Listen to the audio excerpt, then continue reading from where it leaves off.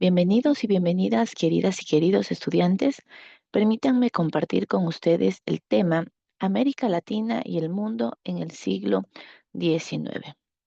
Vamos a estar aprendiendo acerca de esta importante temática. ¿A qué conocemos como el siglo XIX? El siglo XIX después de Cristo, o siglo XIX también conocido EC como 19º de la era común, comenzó el 1 de enero de 1801 y terminó el 31 de diciembre de 1900. Durante esta época, durante este siglo, se dieron algunas características fundamentales. Entre ellos fueron que pasó de ser un siglo, de ser un periodo de grandes cambios.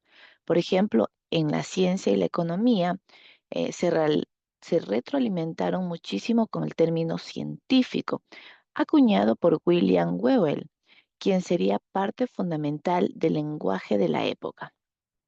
Vemos también en política que se fueron dando nuevas ideas del anterior siglo y sentarían revoluciones burguesas, revoluciones que se explayarían por el mundo mediante el imperialismo. En el tema de filosofía, en cambio, surgieron nuevos principios de la mayor parte de las corrientes de pensamiento contemporáneo, como el idealismo absoluto, el materialismo dialéctico, el nihilismo, el nacionalismo y, en fin, el arte demoraría en iniciar el proceso de vanguardización, pero quedaría cimentado en movimientos como el impresionismo. Luego vemos cómo durante esta época se van dando grandes avances de la industria y la ciencia.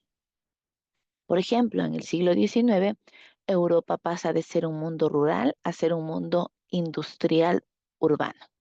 Los europeos, por ejemplo, pasaron de utilizar un taller artesano a utilizar una fábrica, a utilizar un trabajo ya mecanizado.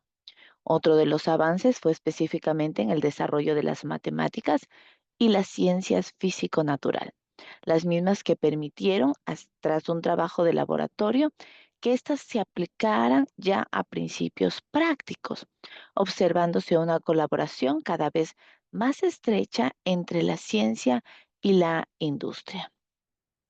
Otro de los avances que también vamos encontrando durante este siglo son los grandes descubrimientos dentro del método científico basado en el experimentalismo y también en el laboratorio. Vemos también que se fueron creando instituciones como universidades o centros especializados de investigación.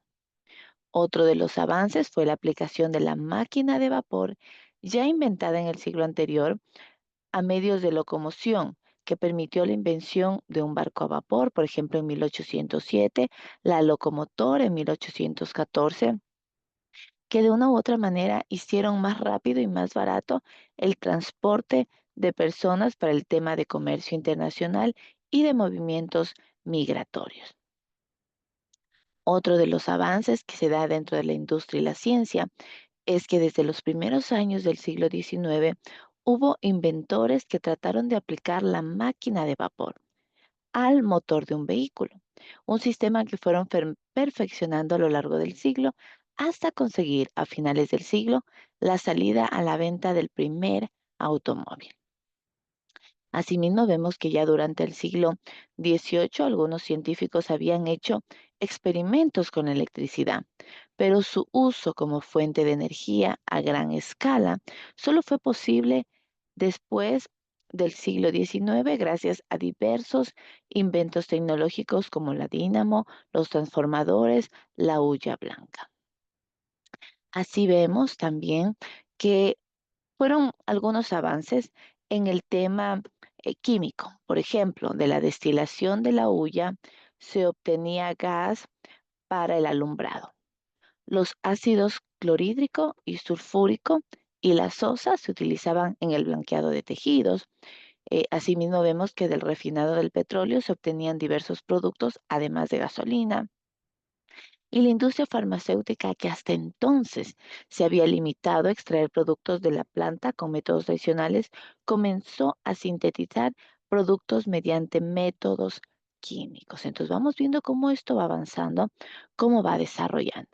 En el área de las ciencias sociales, vemos cómo se destacan grandes aportes de Marx y Engels, cuya obra supuso el inicio de la explicación de la historia y la sociedad a partir de bases económicas. Entonces, aquí vamos viendo cómo ya la sociología, la psicología, va tomando mayor interés dentro del conocimiento humano.